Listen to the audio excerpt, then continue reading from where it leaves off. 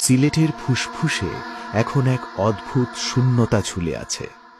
একসময় আধ্যাত্মিকতার আলো আর জীবনের স্রোতে ভরা এই শহর আজ কেবল মৃত প্রতিধ্বনির রাজ্য। মানুষহীন পথে ভেসে আসে কেবল বাতাসের শীতল দীর্ঘশ্বাস। দরগা, ভাঙা ফানুস, শ্যাওলায় ঢাকা দেয়াল, প্রার্থনার গুঞ্জন বদলে গেছে অচেনা কান্নায়। কিন ব্রিজ, মরিচা ধরা লোহার গায়ে কুয়াশা, নদীর কালো জল ফিসফিস করে পুরনো স্মৃতি।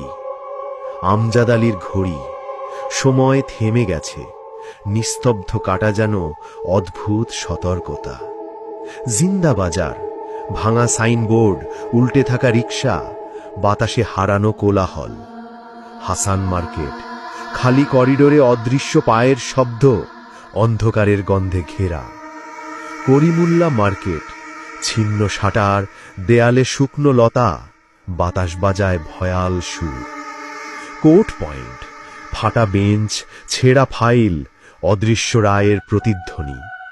জেলা দায়রা জজ আদালত, নীরব প্রাঙ্গণ, বাতাসে অজানা বিচারহীনতার ছাপ। শহীদ মিনারে লতাগুল্মে ঢাকা, ফাঁকা মঞ্চে শোনা যায় হারানো কণ্ঠের বিলাপ। শহরটি থেমে আছে, কিন্তু প্রকৃতি থেমে নেই। পিচের ভিতর থেকে গজিয়ে ওঠা গাছ, কালো পানির স্থির আয়না, আর ছাদের উপর জন্মে থাকা বুনো লতা বলে দেয় মানুষের সব জয় ক্ষণস্থায়ী। শেষ পর্যন্ত প্রকৃতি এবং হয়তো অজানা কোনো অন্ধকার চিরকালীন।